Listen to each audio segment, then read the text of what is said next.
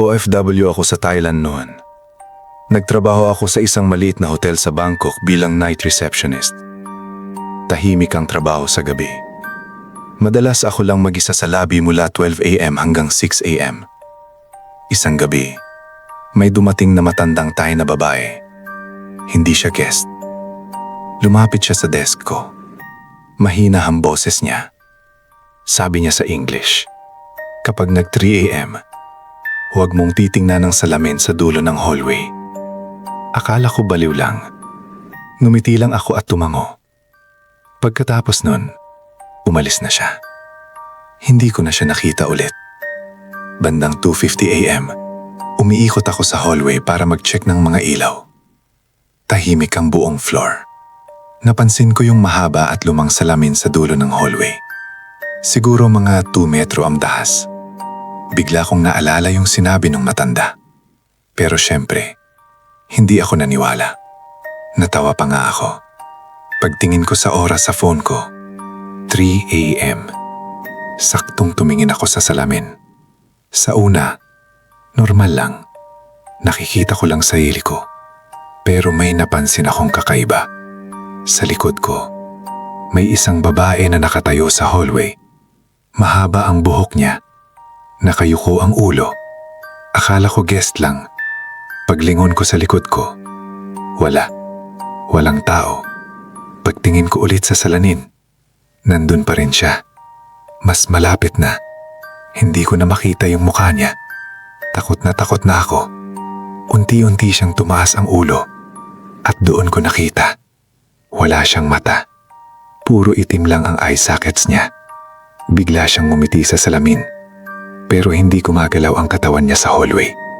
Sa salamin lang siya gumagalaw. Pagkatapos, bigla siyang nasa likod ko na. Narinig ko ang boses niya sa tenga ko. Mahina, malapit. Tiningnan mo kasi. Paglingon ko, wala na siya. Simula noon, hindi na ako tumitingin sa salamin tuwing madaling araw. Kasi sabi ng mga Thai staff doon, may isang babae raw nagpakamatay sa hallway na iyon. Maraming taon na ang nakalipas.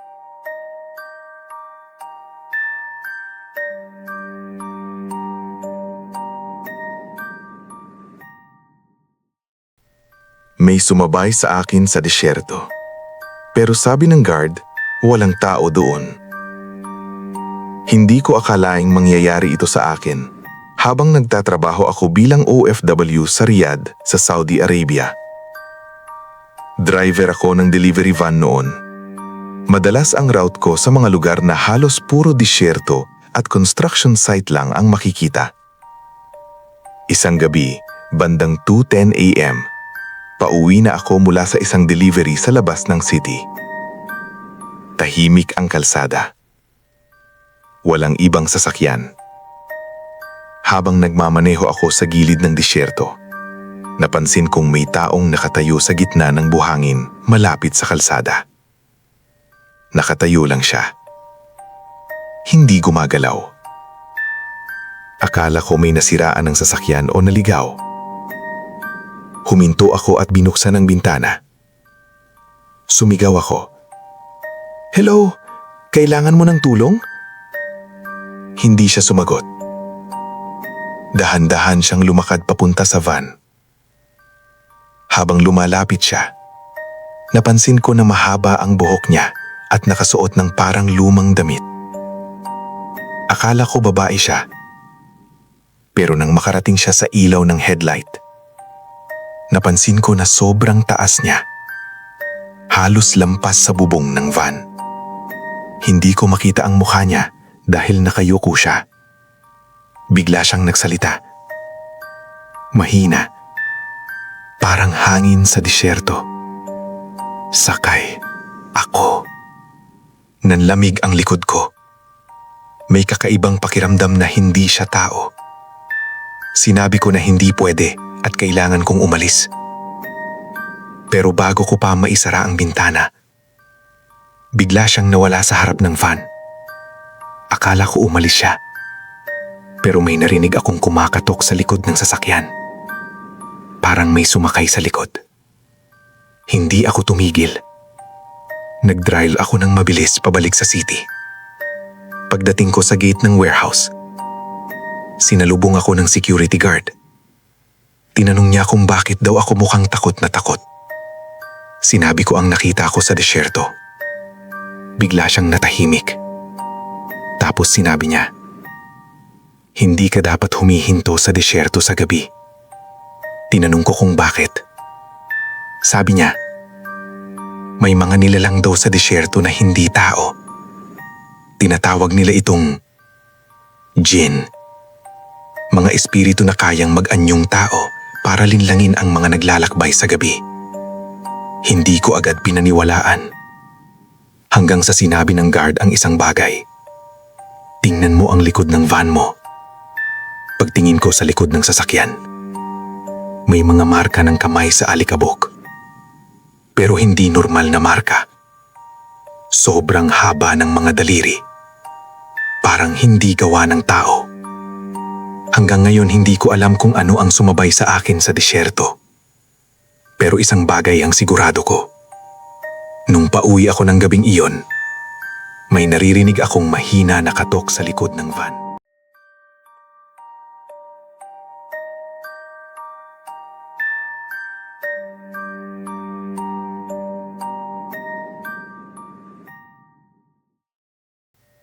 May naglalakad sa apartment ko tuwing gabi. Pero mag-isa lang ako dito. Hindi ako mahilig mag-post ng ganito. Pero ilang gabi na akong hindi makatulog dahil dito. OFW ako dito sa Middle East, UAE. Nakatira ako sa maliit na studio apartment malapit sa pinagtatrabauhan ko.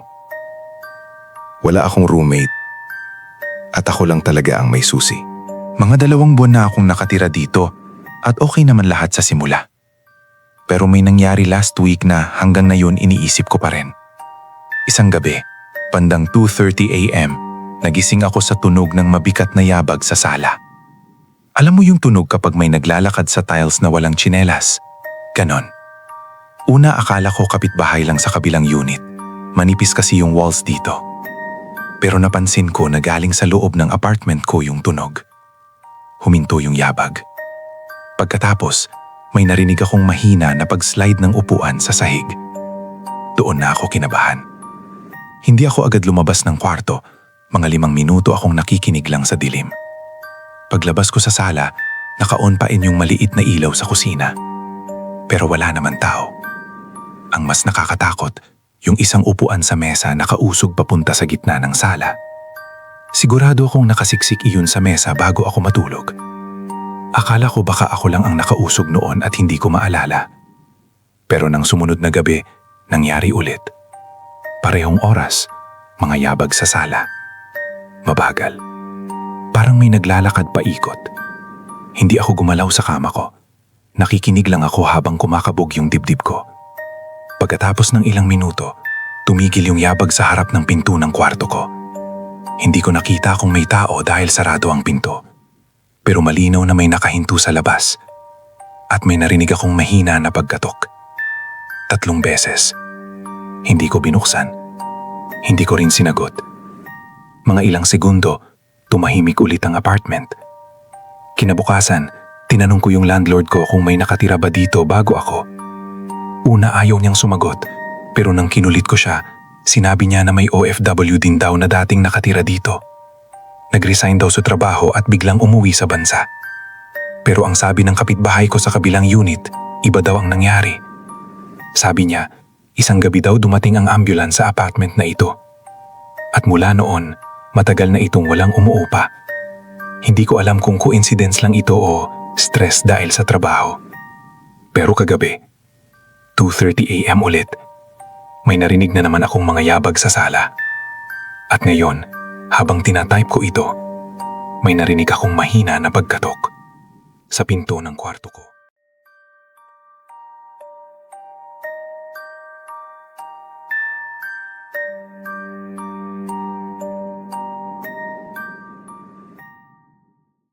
Hindi ko alam kung paniniwalaan ninyo ito, Pero hanggang ngayon, hindi ko pa rin makalimutan ang nangyari sa akin noong nagbakasyon ako sa Chiang Mai sa Thailand. Hindi ako OFW doon, turist lang ako noon kasama ang kaibigan kong Thai. Dahil mahal ang hotel, nagrent kami ng maliit na bahay na parang old wooden house sa gilid ng rice field. Maganda siya sa umaga, tahimik, presko ang hangin. Pero nung gabi na, parang may mali sa lugar. Mga bandang 1:30 AM, nagising ako dahil may narinig akong kaluskos sa kusina. Parang may kumakain, tunog ng kutsara sa mangkok. Akala ko yung kaibigan ko lang na nagutom. Tinawag ko siya, "Oy, ikaw ba yan?" Walang sumagot. Pero tuloy pa rin ang tunog ng pagkain. Dahan-dahan akong bumangon at lumabas ng kwarto. Madilim ang sala pero may konting ilaw galing sa kusina. Pagdating ko sa pintuan ng kusina, may nakita akong isang ulo sa ibabaw ng mesa. Literal, ulo lang. Babae, mahaba ang buhok. Nakatingin siya sa mangkok habang kumakain.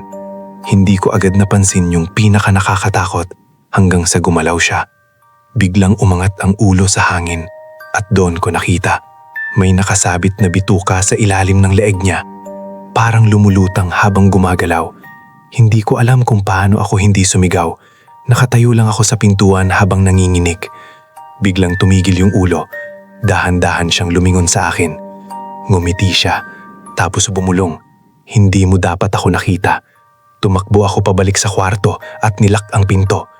Narinig ko ang paglipad niya sa sala. Parang may dumadaang hangin. Tapos may kumamot sa pinto. Halos isang oras akong hindi gumalaw. Bandang 3 AM, tumigil ang lahat. Kinabukasan, sinabi ko sa kaibigan kong Thai ang nakita ko. Hindi siya natawa, natahimik siya. Tapos sinabi niya ang isang salita, "Kraso." Kwento daw iyon sa probinsya sa Thailand. Isang babaeng multo na ulo lang ang lumilipad sa gabi kasama ang bituka para maghanap ng pagkain. Tapos sinabi niya ang mas nakakatakot. "Buti nakita mo siya habang kumakain." Tinanong ko kung bakit. Sabi niya, kasi kapag nakita ka niya bago siya makahanap ng pagkain, ikaw ang kakainin niya.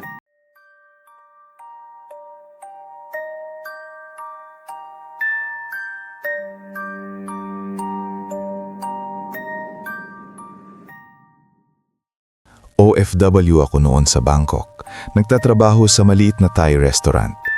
3 kaming Pinoy na nakatira sa lumang apartment sa likod ng palengke. Sabi ng may-ari ng restaurant, mura daw ang renta doon kasi luma na ang building. Pero noong unang gabi pa lang namin, may sinabi agad ang kapitbahay naming Thai na matanda.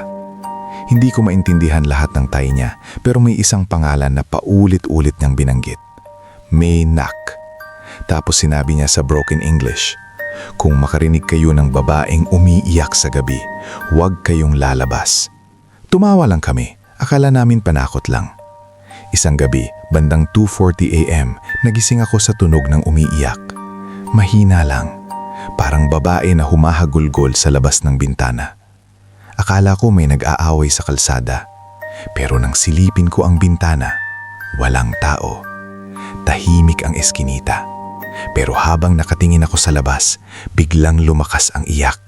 Hindi na sa kalsada nang gagaling, sa loob na ng apartment. Nanlamig ako. Tinawag ko ang roommate kong si Carlo.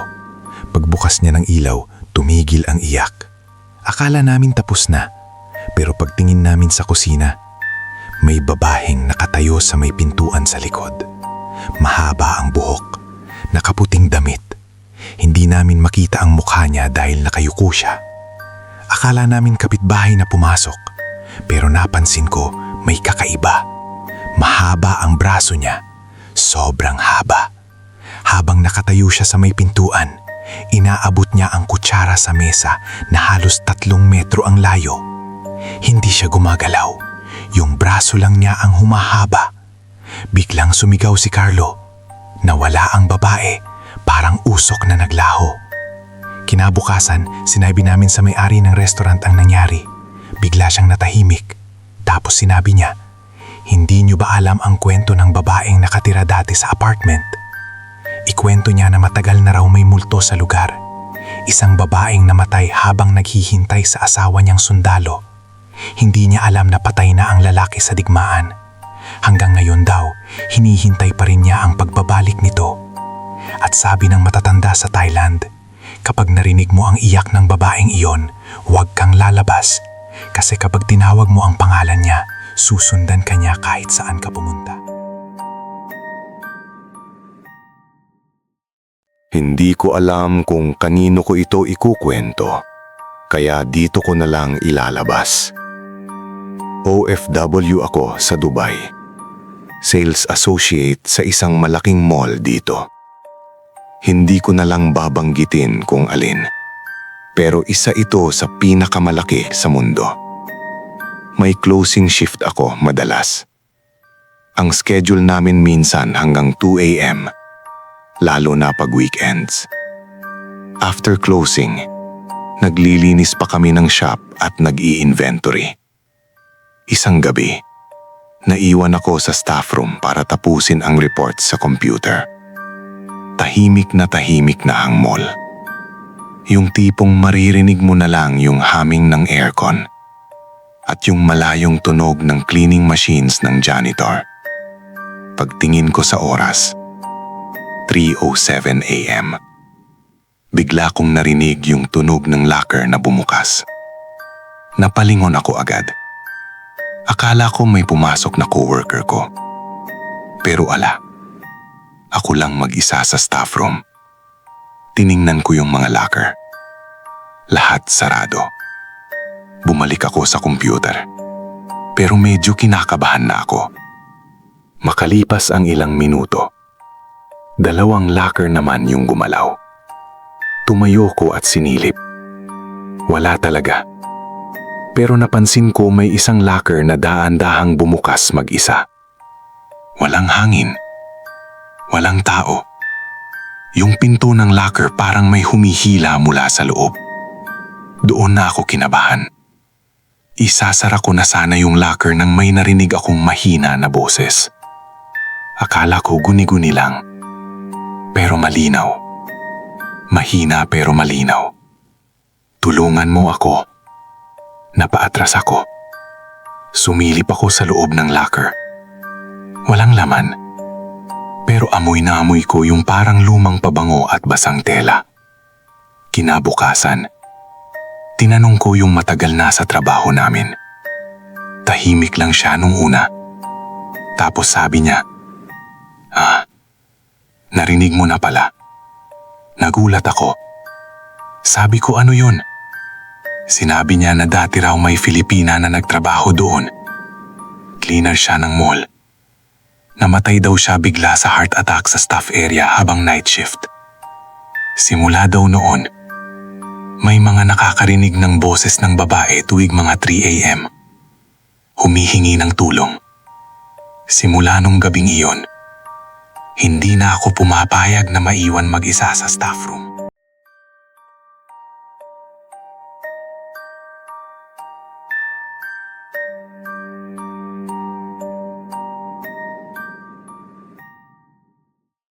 Hindi ko alam kung jin ba talaga iyon. Pero simula nung gabing iyon, hindi na ako nag-CR nung patay ang ilaw. OFW ako sa Jeddah, nagtatrabaho bilang kitchen helper sa isang maliit na restaurant. Malapit lang ang staff accommodation namin sa trabaho. Lumang apartment iyon. 3 Pilipino lang kaming nakatira sa unit. Isang gabi, mga 3 a.m., nagising ako dahil naiihi ako. Tahimik ang buong apartment. Tulog na tulog ang mga kasama ko. Pagpasok ko sa banyo, napansin ko agad na nakabukas ang gripo. Mahina lang ang patak ng tubig. Sigurado akong sinara namin iyon bago matulog. Isinara ko ulit ang gripo. Paglabas ko ng banyo, bigla kong narinig na bumukas ulit ang gripo. Dahan-dahan akong bumalik sa pinto ng banyo. Nakasara ang pinto, pero naririnig ko ang tubig sa loob. Hindi ko alam kung bakit pero kinabahan ako bigla. Sa Saudi kasi, may sinasabi ang mga Arab tungkol sa mga jinn na nakatira sa mga banyo at madidilim na lugar. Dahan-dahan kong binuksan ang pinto. Walang tao, pero ang gripo, nakabukas na naman. Habang nakatingin ako doon, bigla kong narinig ang mahina na paghinga sa likod ko. Mabagal, malalim. Parang may nakatayo sa likod ko. Hindi ako lumingon. Napatigil ako. Hanggang may narinig akong mahinang boses sa tenga ko. Hindi ko maintindihan ang salita. parang Arabic. Pero isang salita lang ang malinaw ko narinig. Latanzur. Kinabukasan, tinanong ko ang isang matandang Arab sa restaurant kung ano ibig sabihin nun. Bigla siyang natahimik. Tapos sinabi niya, ang ibig sabihin daw noon ay, huwag kang lumingon.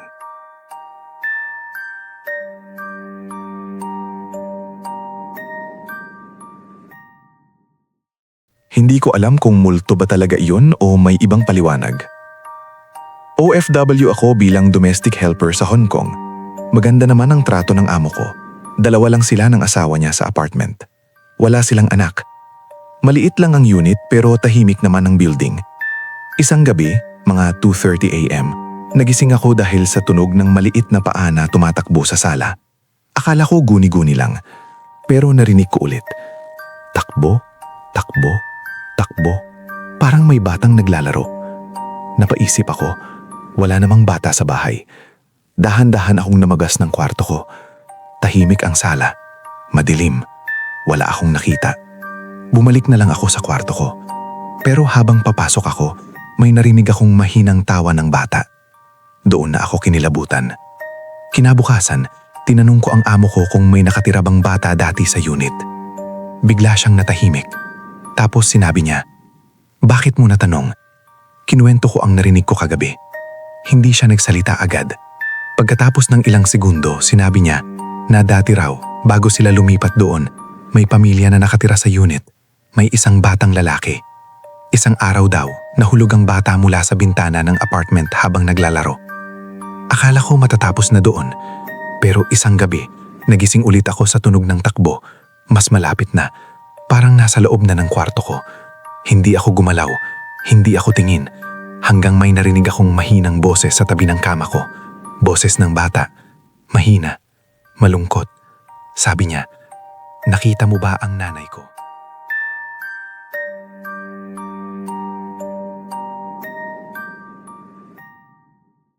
Hindi ko ito kinuwento kahit kanino sa loob ng 2 taon. Natakot kasi ako na baka balikan ako ng kung anumang nakita ko noon. OFW ako sa Saudi Arabia. Nagtatrabaho sa isang maliit na construction company malapit sa Riyadh. Isang gabi, pinasama ako ng driver naming Pakistani para kumuha ng gamit sa isang site sa disyerto. Mga 11 PM na noon. Madilim ang paligid. Tanging ilaw lang ng pick-up truck ang nagliliwanag sa buhangin. Habang nagmamaneho kami, may napansin akong mga ilaw sa malayo. Parang may maliit na campfire. Akala ko mga Bedouin lang na nagkakamping. Pero habang papalapit kami, napansin ko may 5 lalaki na nakasuot ng mahahabang itim na damit. Nakatayo sila paikot sa apoy. May isa sa kanila ang nasa gitna ng bilog. Parang may ginagawa silang ritual. Huminto ang driver ko. Bigla siyang kinabahan. Sabi niya agad, "Hindi maganda yun. Umalis tayo." Pero bago kami umalis, napansin ko yung nasa gitna ng bilog. May hawak siyang maliit na kahon na parang lumang kahoy. May binabasa siya sa Arabic. Hindi ko maintindihan. Pero habang binabasa niya iyon, biglang lumakas ang hangin sa disyerto.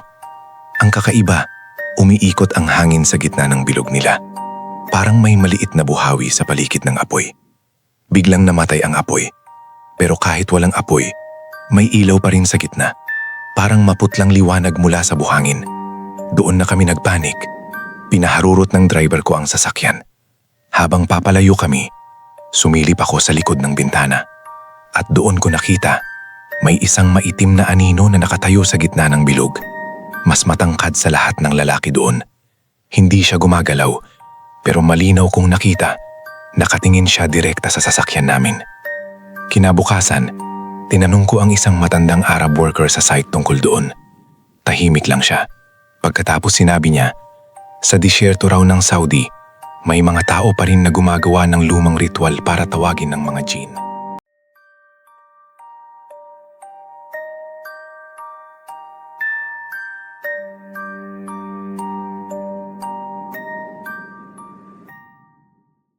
Huwag kang sasakay sa huling train. Hindi ko alam kung anong nakita ko anong gabing iyon sa Seoul sa South Korea, pero hanggang ngayon, ayaw ko nang sumakay ng Seoul Metropolitan Subway kapag gabi. Nangyari ito habang nagtatravel ako sa Korea. Bandang 11:55 PM, halos huling train na pauwi. Kaunti na lang ang tao sa station. Pagdating ng train, sumakay ako sa isang bagon na halos walang laman. May napansin akong isang babae sa dulo ng bagon. Mahaba ang buhok, nakaputing damit. Nakaupo lang siya at nakayuko. Akala ko pagod lang siya. Umupo ako sa kabilang side. Tahimik ang buong bagon. Maririnig mo lang ang tunog ng train sa riles. Habang tumatagal ang biyahe, napansin kong hindi siya gumagalaw. Kahit konti. Hindi rin siya tumitingin sa phone. Hindi rin siya tumataas ang ulo. Bandang pangatlong station, biglang nagsalita ang babae. Mahina lang. Halos bulong. Hindi ka dapat sumakay dito. Akala ko kinakausap niya ako. Pagtingin ko sa kanya, dahan-dahan siyang tumingin sa akin. Doon ko nakita ang mukha niya. Maputla, parang walang dugo. At ang pinaka nakakatakot, may dugo sa gilid ng ulo niya. Parang galing sa sugat. Bigla siyang tumayo. Pero habang tumatayo siya, napansin ko hindi gumagalaw ang paa niya. Parang dumudulas lang siya sa sahig ng train. Lumapit siya ng kaunti. Tapos sinabi niya ulit, "Hindi mo ba alam kung anong nangyari sa train na ito?" Sa sobrang kaba ko, tumayo ako at lumipat ng bagon sa susunod na station. Paglabas ko ng train, sinabi ko sa guard na may babaeng sugatan sa loob. Biglang natahimik ang guard. Tapos tinanong niya ako, "Sa anong bagon?" Sinabi ko ang number. Nagkatinginan ng dalawang guard. Tapos sinabi ng isa, "Sir, wala pong tao sa bagon na iyon." Akala ko nagbibiro sila, pero may sinabi pa siya na mas nakakatakot. Noong 2003, may babaeng namatay sa subway accident sa linya na iyon. Simula noon, may mga pasahero daw na nakakakita ng isang babaeng duguan na nakaupo sa huling train.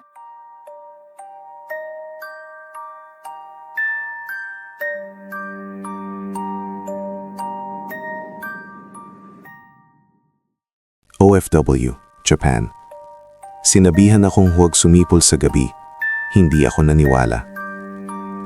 Hindi ako masyadong naniniwala sa pamahiin, pero simula nung nangyari ito dito sa Japan, hindi na ako ulit sumipol sa gabi.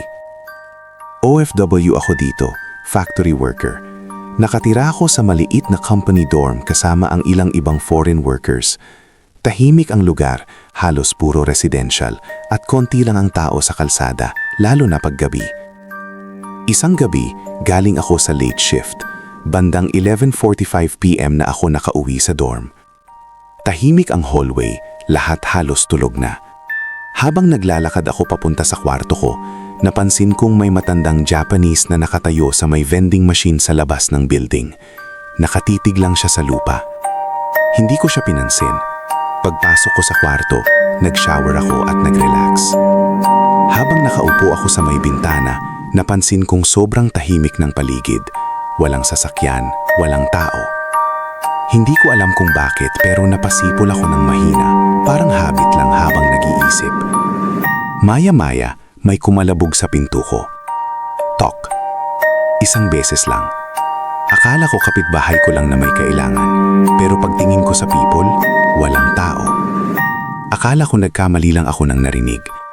Pagbalik ko sa kama, napasipol ulit ako nang hindi ko namamalayan. Ilang segundo lang, mas malakas na katok. Pagtingin ko ulit sa people, wala pa rin. Kinabukasan, kinuwento ko iyon sa isang Japanese coworker ko sa factory. Pagkarinig niya ng sinabi ko, bigla siyang natahimik. Tinanong niya ako, "Sumipol ka ba kagabi?" Sabi ko oo, 2 beses. Bigla siyang napailing. Sabi niya, may lumang pamahiin to sa Japan. Kapag sumipol ka sa gabi, may tatawag o may susunod sa'yo. Hindi ko pinaniwalaan agad. Pero nung gabing iyon, nang pauwi ako galing shift, may napansin akong kakaiba. Sa ilalim ng street light sa harap ng dorm, may matandang lalaki na nakatayo. Nakatitig sa building. Mukha siyang pamilyar. Paglapit ko ng konti, doon ko lang naalala. Siya yung lalaking nakita ko sa vending machine kagabi. Pero ang sabi ng coworker ko kanina, walang nakatira na matanda sa building namin. Hindi ko na siya ulit pinansin at mabilis akong umakyat sa kwarto ko. Pero kagabi, nagising ako bandang 12 a.m. dahil may narinig akong mahina na sipol sa labas ng pinto ko.